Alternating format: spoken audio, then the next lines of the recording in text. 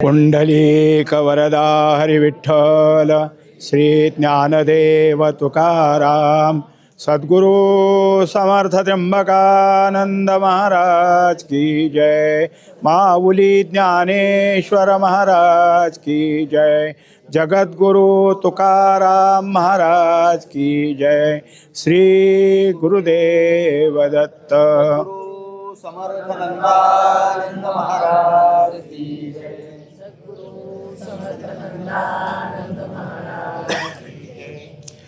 म्हणोनिगा नमस्कारू तया ते आम्ही माथा मुकुट करू, तयाची टाच धरू हृदयी आम्ही।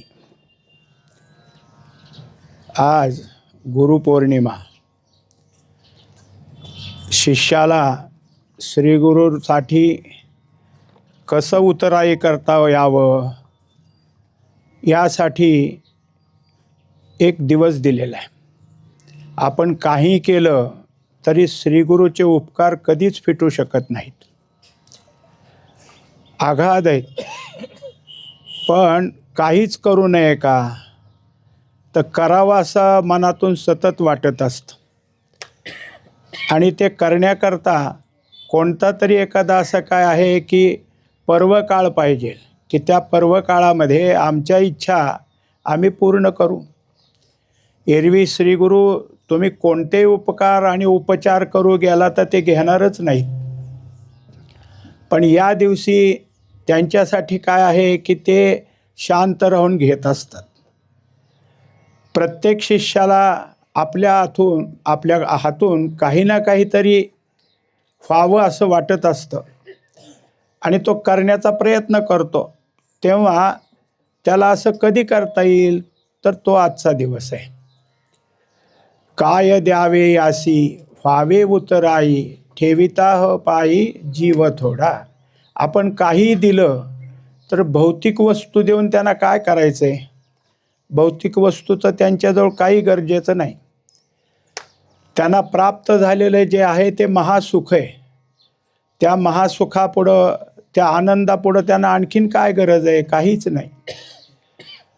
पण जे काही मनातल्या इच्छा आहेत त्या इच्छा पूर्ण करण्याकरता आपल्याला काहीतरी करावं वाटत असतं। आपण आत्ता जी ओवी घेतलेली आहे ती 12व्या अध्यायातली ओवी। या ओवीच्या अगोदर जो श्लोक आलेला आहे की ज्या श्लोकाच्या खालचं हे अवतरण आहे, तो श्लोक असा आहे की तुल्य निंदा स्तुतीर मौनी संतुष्ट येन केनचित अनिकेत स्थिरमतीर भक्तिमान मे प्रियो नरहा। या 12व्या श्लोकात शेवटचे जे 8 श्लोक आलेले आहेत ते साधूची लक्षणं, साधूचा महिमा सांगणारे आहेत। म्हणून त्याला अमृताष्टक असं म्हटलं जातं। अद्वेष्टा सर्वभूतानां मैत्र करुण एवच, इथून हे सुरुवात झाली। आणि या 8 श्लोकापैकी 6 श्लोकामध्ये भगवंतानी स्वतः सांगितले की भक्त हा माझा अत्यंत प्रिय आहे। शेवटीच्या श्लोकामध्ये अतीव प्रिय हा, माझा भक्त कसा आहे तर अत्यंत प्रिय आहे। भक्तांचं वर्णन या ठिकाणी केलेलं आहे। भक्ताबद्दलची जवळीक देवाने सांगितलेली। या श्लोकात जेवढी पदं आलेली आहेत ती सगळी पदं सुरुवातीच्या ओवीपासून ते 13व्या ओवीपर्यंत माऊलींनी ते सगळी पदं सोडवली। पण त्यानंतर पुढे जे 16 ओव्या आलेल्या आहेत त्या सगळ्या 16 ओव्या माऊलींचं मनोगत आहे। त्यांच्या मनात आलेल्या इच्छा त्यांनी प्रकट केलेल्या आहेत। आणि इच्छा प्रकट करत असताना कोणाच्या मुखातून तर ते भगवंताच्या मुखातून आलंय मनात माऊलींच्या। आणि बोलून दाखवतात कोण तर बोलून दाखवतात प्रत्यक्ष भगवंत। भगवंतानी जे जे काही असेल ते साधू महिमा इतका अंतःकरणात ठसलेला आहे त्यांच्या की ते सांगतात की हे अत्यंत श्रेष्ठ आहेत, अत्यंत सामर्थ्यवान आहेत। त्यांच्याकडे काय आहे तो जयाकडे पाहे ते तर सुखाची सृष्टी होय। तो रहा म्हणे ते तर आहे महाबोधू. साधूच्या मनात आलं की साधू महाबोध हे कोणाच्याही ठिकाणी देतील. कारण त्यांची इच्छा जागी झाली की सगळं काही पूर्ण होतं. त्यांची जी काही दृष्टी, ती दृष्टी ज्यांच्याकडे जाईल, ती दृष्टी जिथं जाईल तिथंसुद्धा काय होईल तर महासुखच लाभ होईल. त्यामुळं त्यांच्याजवळ जे जे काही आहे सामर्थ्य आहे, पण हे सामर्थ्य कुठून आलं तर हे भगवंतानीच दिलं. संत महात्म्यांच्या ठिकाणी प्रत्यक्ष भगवंत अवतीर्ण होतात आणि जे काही असेल ते पूर्ण करण्याचं त्या ठिकाणी सतत चाललेलं असतं. साधू अवताराला का आले? सगळे जे काही जीव आहेत ह्या जीवांचा उद्धार करायचा आहे. मनुष्य जीव हा याच पात्रतेचा आहे. मनुष्य जीवाच्या ठिकाणी मनुष्य देह मिळाला, तो कशाकरता मिळाला तर स्वतःचा उद्धार करून घेण्याकरता मिळाला. आणि ते उद्धाराच्या दृष्टीने असावेत याकरता सोय काय केली तर प्रत्यक्ष संत महात्म्यांना साधूंना अवतार घ्यायला लावला. अवतार तुम्हा धराया कारण उद्धाराया जन जडजीव. ह्या जडजीवाचा उद्धार करायचा आहे आणि म्हणून साधू अवताराला आले. अवतार आलेल्या साधूंनी आपलं जीवन सगळं याच्याकरताच वाहिलं. त्यांच्या जीवनात दुसरं काही नाही. त्यांना जे जे काही वाटत असेल त्या त्या वेळेला ते सतत उद्धाराचं सगळं काही करतात. त्यांचा जीवनातला सर्व काळ जीवाच्या उद्धाराकरताच आहे, स्वतःसाठी आणि इतर कोणत्या गोष्टीसाठी नाही. इतरांना वाटतं की तसं कसं, हे पण प्रापंचिकच आहेत, यांना पण प्रपंच आहे, हे प्रपंचातलं सगळं काही पाहतात. पण त्यांच्या दृष्टीनं प्रत्येक कर्म ही भक्ती आहे. त्यामुळं कुटुंबाबद्दल केलं का इतराबद्दल केलं असा भेद त्या ठिकाणी नाही. सगळ्या गोष्टी त्या करताच आहेत. त्याच्यात त्यांच्याकडं जे जे काही होत असेल ते सगळं कसं आहे तर सर्व जीवाच्या हितासाठी. याच श्लोकामध्ये पुढे जेव्हा हे सगळी पदं संपली तिथून मात्र काय केलं की माऊलीने सांगितलं की हे कसे आहे तर जे पुरुषार्थ सिद्धी चौथी घेवोनी आपुल्या हाती रिघाला भक्तिपंथी जगा देत. सगळ्या जगाला मोक्ष प्राप्त व्हावा हेच काय आहे साधूच्या अंतःकरणातली इच्छा आहे. आणि ही प्रत्यक्ष ईश्वराची, प्रत्यक्ष परब्रह्माची इच्छाच आहे. त्याच्याकरता जी सिद्धी आहे ती सिद्धी तुमच्या आमच्या हातात द्यायला आली. कोणती सिद्धी तर मोक्ष सिद्धी. मोक्ष सिद्धी एकदा प्राप्त झाली की पुन्हा काही प्राप्त करायचं राहतच नाही. पण सहज प्राप्त होत नाही, अट्टासाने प्राप्त होतो, म्हणून त्याला पुरुषार्थ म्हटलेलं आहे. हा पुरुषार्थ आपल्याला काय आहे की जड जातो, असा काही आपल्याला शक्य होत नाही. कुठंतरी आपण कमी पडतो आणि कदाचित हे प्राप्त करण्याच्या इच्छेनं किती जरी आपण काय आहे साधन करत असलो तरी देह आहे, देहाला मर्यादित आयुष्य आहे, देह पडतो. परत ईश्वर आपल्याला पुढचा जन्म देतो तो मनुष्याचाच. आणि तिथून पुढं जे काही आपल्याला पुरुषार्थ सिद्धी मिळवण्याकरता झालेलं साधन आहे त्याच्या पुढचं साधन प्राप्त करण्याकरता सगळी सोय करून देतो. म्हणजेच आपल्याजवळ श्रीगुरूची सहज भेट होऊन जाते. श्रीगुरूची भेट होणं ही अवघड आहे, पण का झाली, कशी झाली तर तुमचा आमचा ऋणानुबंध आहे. आपण कुठंतरी मागच्या जन्मामध्ये काही ना काहीतरी वाटचाल करतच आलेलो आहोत आणि आता यांच्याने आपली भेट झाली. आता जे जे काही असेल ते त्यांच्याकडून पूर्ण व्हायचं आहे. पण विशेषतः असं दिसून येतं की साधन करणारे आम्ही, साधनाची अत्यंत पराकाष्ठा आम्ही केली पाहिजे, पण तळमळ वाटते श्रीगुरूंना. याचं कसं होईल, हा कधी करेल, याला काय अडचणी असतील, याच्या अडचणी बाजूला काढून याला परमार्थाचीच वाटचाल कशी दाखवून द्यावी, हे सतत ते विचार करत असतात. त्यामुळं अवघड असणारा हा मोक्ष अवघड आहे म्हणून तर त्याला पुरुषार्थ म्हटलंय. आणि हा मोक्ष श्रीगुरूंनी सहज आणून दिला. कारण काय तर त्यांच्या ठिकाणी हे सगळं देण्याकरताच आहे. मग द्यायचं कसं? आपण तर त्या योग्यतेचे आहोत का? मोक्ष प्राप्त व्हायचं असलं तर ज्ञान असावं लागतं.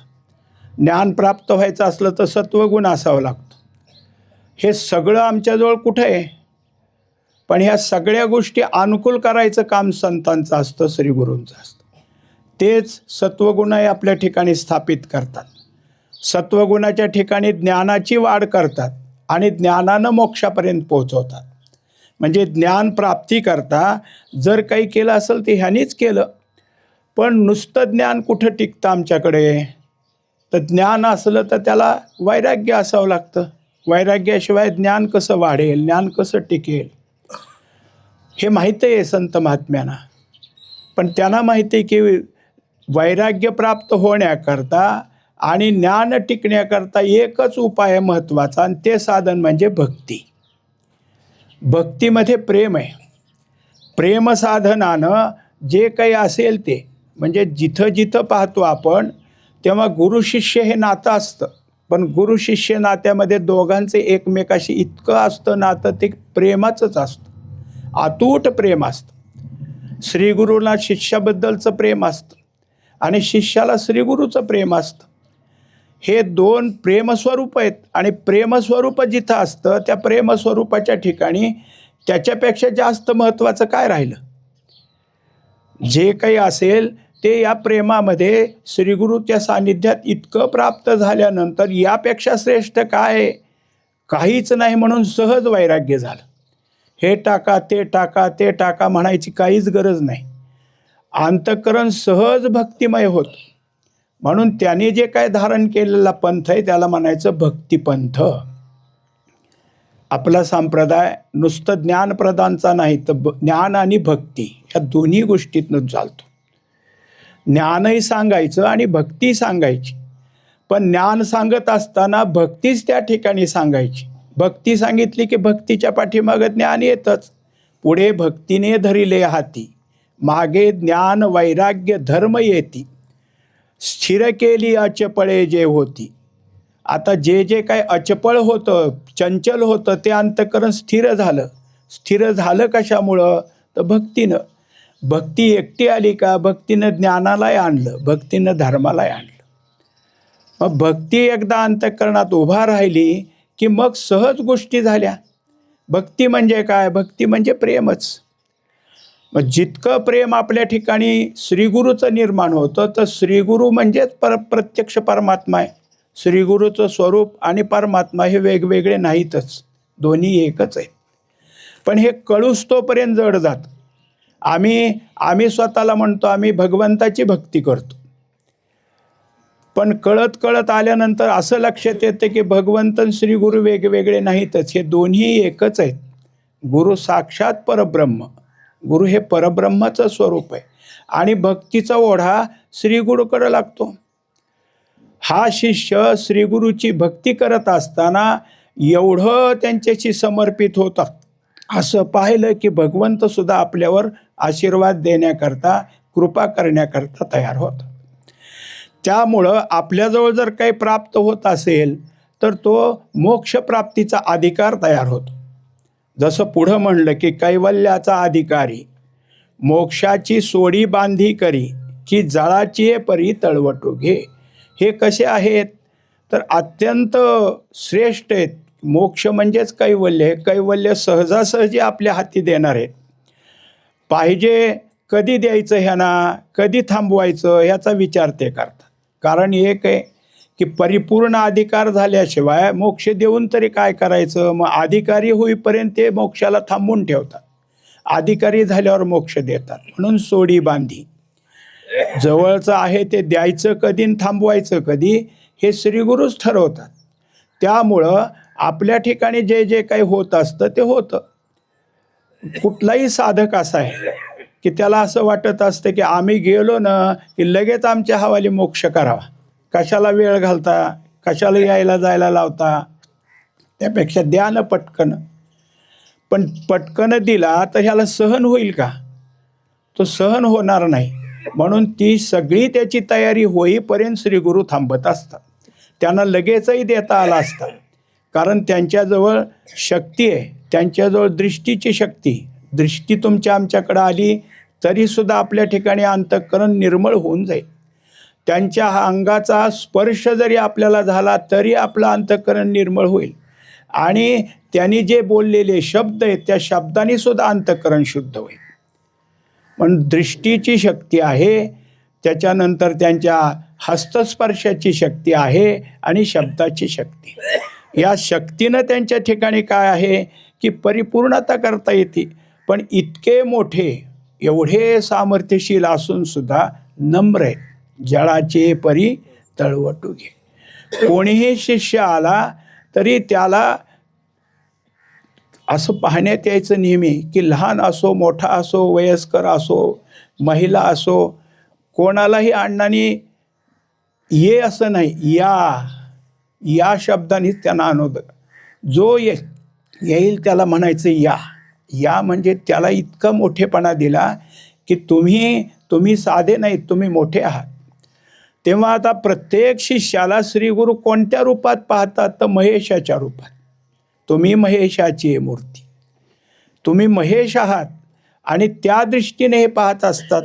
तेव्हा त्यांच्या ठिकाणी हे जर पाहत असताना त्यांची दृष्टी आपल्याकडं आली. तयाचा दिठुवा जयावरी झळके पद्म करू माथा पारुके, तो जीवची परी तुके महेशेशी.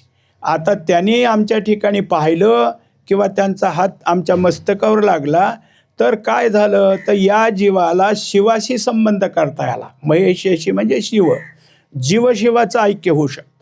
आणि हीच गोष्ट आहे, कुणी कधीही किती साधना कमी जास्ती काय असेल ते असेल, पण तिथं आल्याबरोबर त्याचं अंतःकरण शांत होतं.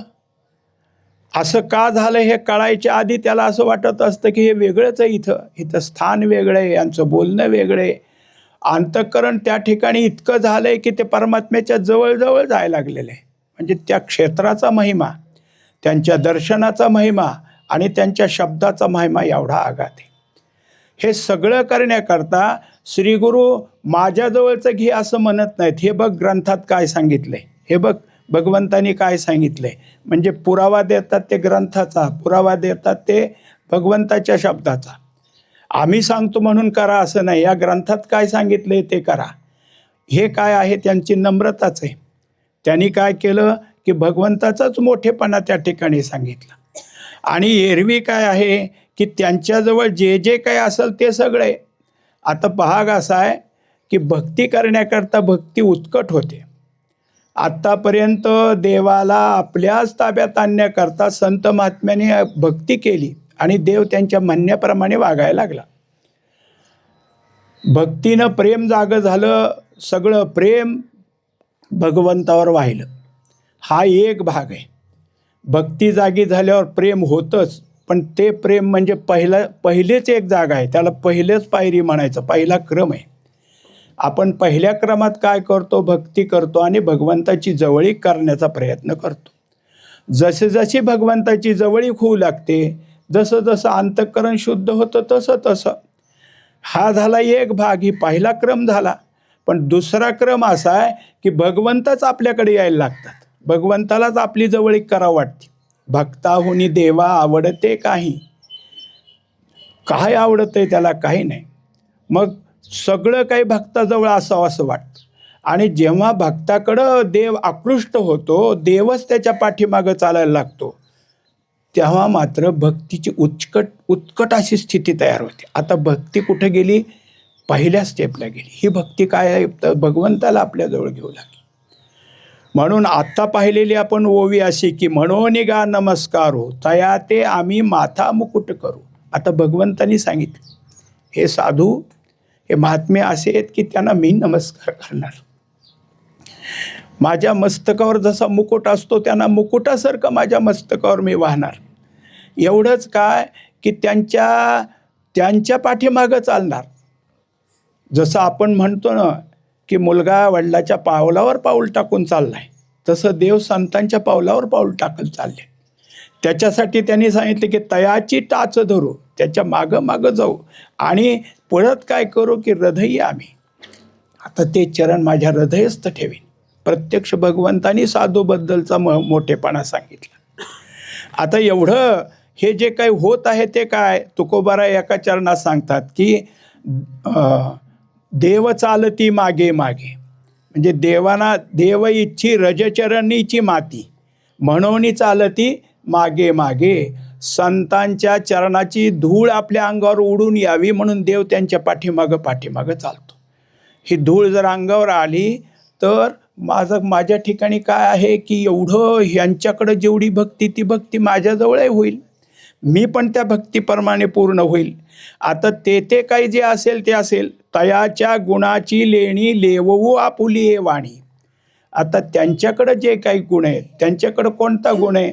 साधूकडं सगळ्यात महत्त्वाचा एक गुण आहे की ते करुणामय आहेत, त्यांच्याकडं कृपा आहे. भगवंताजवळ सगळं काही, पण भगवंत कृपाळू नाही. कृपाळू कोण असतं तर कृपाळू फक्त साधू महात्मेच असतात, संत महात्मेच असतात.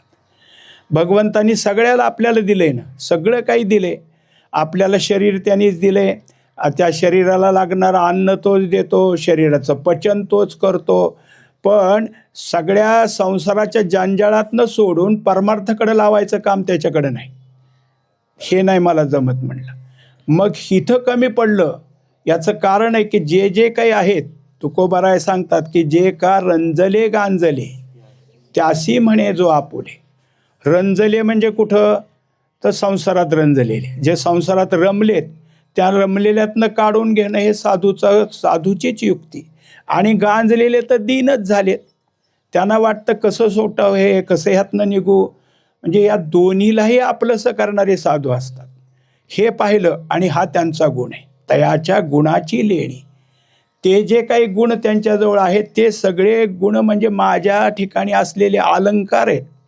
माझ्याजवळ असलेले अलंकार हे ऐश्वर हे तुम्ही पाहत असाल, पण माझं खरं ऐश्वर कोण आहे तर संत महात्म्याने जे गुण धारण करून सर्व जीवाला देण्याचा प्रयत्न केलेला आहे ते माझं काय आहेत की सगळ्या प्रकारचे अलंकार आहेत. लेवू आपुली वाणी. आणि त्यांच्या ठिकाणी जे काय असेल ते देण्याकरता प्रत्येक वाचेच्या ठिकाणी, प्रत्येक वाणीच्या ठिकाणी तो उद्गार करण्याचा प्रयत्न मी करेन, सहजता त्यांच्या ठिकाणी आणून देईन. अशा तऱ्हेनं त्यांच्याजवळ जे काही होईल ते. मग आता तिथं असं दाखवलं की भगवंत जिथं संतांचं प्रवचन चालतं, जिथं कीर्तन चालतं, तिथं कोणत्या ना कोणत्या रूपात येऊन बसलेला असतो. कारण ते ऐकायचं आहे, श्रवण करायचं आहे. त्या श्रवणासाठी काय आहे ते बसलेत. आणि त्यात एक व्हायचं की नुसतं श्रवण, त्यांचं नुसते शब्द नाही तर जे त्यांची स्तुती करतील, जे त्यांची कीर्ती गातील ते भगवंताला आवडतं. त्याच्याकडं भगवंताची दृष्टी जाते. अरे माझ्या साधूची कीर्ती गातोस तू, माझ्या साधूबद्दलचा मोठेपणा तुझ्या ठिकाणी, हे खूप मला बरं वाटलं. तयाची कीर्ती श्रवणी आम्ही लेवू. आम्ही त्याची कीर्ती जी आहे ती कुणाच्याही मुखातून बाहेर पडायला लागली की इथं प्रत्यक्ष देवाला आनंद होतो. तो पहावा हे डोहळे म्हणून अचक्षुषी मज डोळे, हातीचे लीला कमळे पुजूतया हाती. आता पहा, परमात्मा निर्गुण निराकारी. आला सगुण आला तरी तो सगुण साकार नाही होत, सगुण निराकार होतो. पण जेव्हा जेव्हा भगवंताला वाटतं की काय करावं आपण, तर काही नाही, या साधू संताच्या जवळ जाऊन त्यांचं सगळं रूप निहाळावं. त्याच्याकरता निराकार असलेल्या परमात्म्याला रूप धारण करावं वाटलं. त्या रूपाच्या ठिकाणी डोळे घ्यावं वाटले आणि डोळ्यानं यांचं रूप निहाळावं, यांच्याकडं पाहावं, असं जे काही भगवंताच्या अंतःकरणात आलं. इतकं थांबले नाहीत, पुन्हा सांगतात, दोवरी दोन्ही भुजालो घेऊनी, आलिंगावया लागोनी तयाचे अंग. आता नुसतंच पाहावं असं नाही, त्यांना आलिंगन द्यावं. हे भगवंताच्या अंतःकरणातलं आहे. संताला आलिंगन देणं हे काय आहे तर अत्यंत मोठे. आलिंगने सुख वाटे, प्रेम चिदानंदी घोटे, हर्षे ब्रह्मांड उतटे, समूळ तुटे मी पण. श्रीगुरूचं दर्शन घेणं गोष्ट वेगळी, पण श्रीगुरूला आनंद होईल कशानं काय होईल तर आलिंगन देण्यानं. मुळात असं आहे की आपल्याला अनुभव येतो की त्यांच्या चरणावर मस्तक ठेवलं तर सगळ्या शरीरात आनंदाची लहर उठते, सगळं शरीर असं पुलकांतित होतं. आता त्यांना आलिंगन दिल्यावर काय होईल, मग भेट घ्यावी असं वाटतं की देवानं ठरवलं की नुसतं आलिंगन द्यायला 2 हात काय पुरतेत, अजून 2 हात घेईन. तसं आपल्यालाही वाटलं पाहिजे की आलिंगन द्यायला लागलो 2 हात नाही 4 हातानं द्यावं. आलिंगन, साधूला आलिंगन देणे हे सगळ्यात महत्त्वाची गोष्ट आहे. की आलिंगनानं काय होतं तर आलिंगने घडे मोक्ष सायुज्य, आलिंगने जोडे मोक्ष सायुज्यतावडे, मोक्षापर्यंत सायुज्यपर्यंत जाईल. आलिंगन आपल्या संपूर्ण शरीराला पवित्र करणारे आणि ते त्या ठिकाणी, म्हणून साधूचं संगती आणि साधूच्या संगतीत होत असलेले अनेक उपचार हे भगवंतालाच आवडतात. तयाच्या संघाचे निसुरवाडे मज विदेहा देह धरणे घडे किंबहुना आवडे निरुपम. तेव्हा हा जो काही परमात्मा आहे याच्यासाठी मी देह धारण करतो आणि पाहिजे तिथं. कितीतरी दाखलेत, नाथाच्या घरी उद्धव म्हणून राहिले, नाथाच्या घरी श्रीखंड्या म्हणून राहिले, आणखीन कोणत्या संताच्यात काय स्वरूपानं राहिले, कोणत्या कोणत्या कार्यानं राहिले, हे सगळं कशा करता तर साधूचं प्रेम आहे भगवंताच्या ठिकाणी म्हणून. मग हे प्रेम कसं संपादन केलं तर साधूंनी आपल्या प्रेमानं देव जिंकलेला आहे. आता त्या देवाकडं इतकं आहे की यांनी जर सांगितलं इथं तू काय कर, इथं वास कर, तिथं जिथं जिथं साधू सांगतात की देवा आता याच्यावर कृपा कर, त्याच्यावर कृपा होते. आणि परमार्थाकरता 2 कृपेची गरज असते, एक ईश्वर कृपा आणि दुसरी सद्गुरू कृपा. ईश्वर कृपेनं साधनाला मोकळीक मिळते, कारण आम्ही नेहमी कर्मात बांधलेले आहेत. कुणालाही विचारलं करता का साधन तर कुठं वेळ आहे, कधी करायचं, प्रत्येकजण आपलं काय तक्रार सांगतो. पण जेव्हा तुमच्या मनातील मला साधन करायचे तेव्हा ईश्वर तुम्हाला मोकळीक देईल. बस तुझी सगळी कामं मी बाजूला ठेवतो आणि साधू तुमच्या अंतःकरणात जे काही असेल ते भगवंताचं प्रेम जागं करतील. या दोन्ही गोष्टी घडतात. म्हणून साधूचं आणि आपलं नातं जितकं महत्त्वाचं आहे तसं साधूचं आणि देवाचं नातं आहे महत्त्वाचं आहे. त्यात देवाला इतका अधिकारानं साधू सांगू शकतात की यांच्यासाठी जे जे करायचं ते कर. तेव्हा याच्यामध्ये भक्ताचंच वर्णन आलं आणि त्या भक्तवर्णनामध्ये प्रत्येक गोष्ट सांगताना शेवटच्या श्लोकात त्याच्या खालचं अवतरण सांगताना माऊली सांगतात की ते हे गोष्टी रम्य अमृतधाराधर्म्य करीती प्रतितिगम्य ऐकोनी जे. तेव्हा या सगळ्या भगवंताच्या आणि भक्तांच्या भक्तीच्या लीला आहेत. या गोष्टीबद्दलचं वर्णन इथं जे आलं आहे हे रम्य गोष्टीत, पण नुसत्या रम्य नाहीत, अमृतधाराधर्म्य, हे अमृतधारेनं भरलेले. पण जे जे स्वतःच्या अनुभवाला आणतील, अनुभव घेण्याचा प्रयत्न करतील, करीती प्रतितिगम्य, प्रतिती आणण्याचा प्रयत्न करतील, ते कसे आहेत तर ते श्रेष्ठ आहेत. कारण त्यांचं ऐकणं त्यांच्या फलद्रूप झालं. नुसतंच ऐकलं सोडून दिलं असं नाही.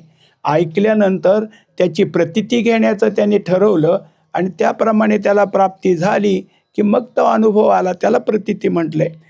केवळ सगळी भक्ती स्वरूपता कशी आहे ते 12व्या अध्यायातल्या शेवटच्या 8 श्लोकात सांगितलं. त्यातलं भगवंताचं बोलणं माऊलीच्या मनोगतातून कसं आहे हे आपण आता पाहिलेलं आहे. पुंडलिक वरदारी विठ्ठल ज्ञानदेव तुकाराम सद्गुरु समर्थ त्र्यंबकानंद महाराज की जय. विठ्ठल विठ्ठल विठ्ठल. पुंडलिक वरदा हरी विठ्ठल श्री ज्ञानदेव तुकाराम सद्गुरु समर्थ त्र्यंबकानंद महाराज की जय.